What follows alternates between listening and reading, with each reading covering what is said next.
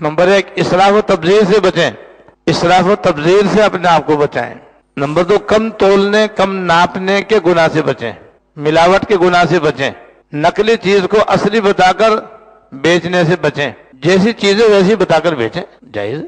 اگر وزن کم ہے تو بتا دیں اس میں اتنا وزن ہے، تو لکھے بھی وہی جو حقیقت میں وزن ہے، یہ تول کے اندر، یہ ناپ کے اندر، یہی نقلی ہے تو بتائیں بھائی یہ دو نمبر ہے بھائی، ایک نمبر نہیں ہے، یہ اصلی ہے یہ نقلی ہے۔ اصلی اور نقلی کہہ کے بیچنا بھی جائز ہے، لیکن نقلی کو اصلی بتا کر بیچنا جھوٹ بھی ہے، دھوکہ بھی ہے، فریب بھی ہے، حرام بھی ہے، ناجائز بھی ہے، گناہ کبیرہ بھی ہے۔ ایسی ملازمین جتنے بھی ہیں وہ پوری ڈیوٹی دیں، اور ڈیوٹی کے اندر جو ان کے فرائض ہیں ٹھیک ان کو ادا کریں۔ جتنی کوتاہی کریں گے اتنی تنخواہ حرام ہو جائے گی۔ اوور ٹائم نہیں کر رہے، اوور ٹائم لکھوا کر کے لے لیں گے تو وہ پیسے حرام ہوں گے۔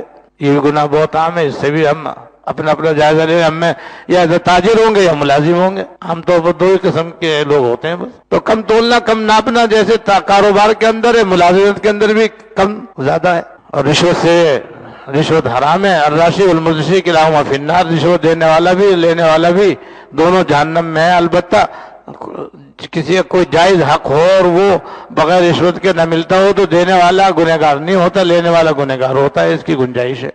ایک آدمی ہے، اس کا حق ہے کہ وہ قانون کے تمام تقاضے پورے کر کے اپنا کام کروا لے، لیکن سب کچھ کرنے کے باوجود بھی بغیر رشوت کے کام ہوتا نہیں ہے، تو یہاں دینے والا گنہگار نہیں ہوگا، لینے والا ہی گنہگار ہوگا بس، کیونکہ یہ مجبور ہو کر کے دے رہا ہے، یہ تو دینا نہیں چاہتا، مجبوراً دے رہا ہے یہ۔ لہذا جہاں تک ہو سکے رشوت سے بچیں۔ اور سود خوری عام ہے، لہذا مسلمانوں کو چاہیے کہ اللہ کا فضل ہے، ہمارے اکابر کی محنتیں کہ انہوں نے غیر سودی بینکنگ بھی متعارف کرایا، اور ایسے بینک وجود میں آ گئے کہ جو سود سے پاک ہیں، اس سے آپ کاروبار کریں، اس میں آپ نے سرمایہ کاری کریں، وہاں سے سرمایہ کر کے آپ نفع حاصل کریں، وہ سود نہیں ہے، جائز ہے، حلال ہے، لیکن سودی بینکوں سے حتی الامکان پرہیز کریں۔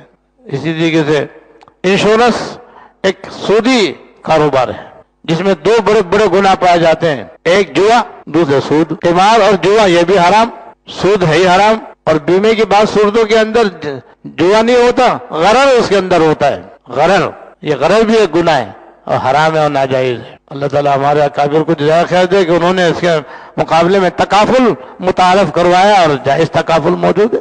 آپ اگر انشورنس کروانا چاہتے ہیں تو آپ تکافل لے لیں، تو شکر ہے اللہ تعالیٰ کا کہ ایسی صورت نکل آئی، ورنہ پوری معیشت ہماری سود کے نظام کے اندر پھنسی ہوئی ہے، اور اس کا وبال ہمارے سامنے ہے۔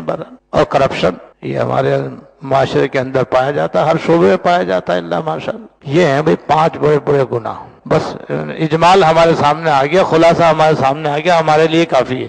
ان گناہوں سے بھی بچیں، اس کے علاوہ بھی جو دوسرے گناہ ہیں ان کا بھی جائزہ لے، اپنا جائزہ لے کہ ہم ان میں سے کون سے گناہوں میں مبتلا ہیں۔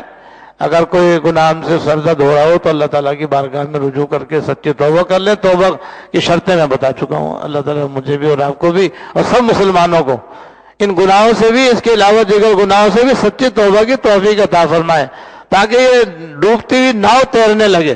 سب حضرات مل کر کے توبہ بھی کریں، استغفار بھی کریں اور دعا بھی کریں۔ اللہ تعالیٰ مجھے بھی اور آپ کو بھی سب گناہوں سے بچنے کی توفیق عطا فرمائے۔ وآخر دعوانا الحمدللہ۔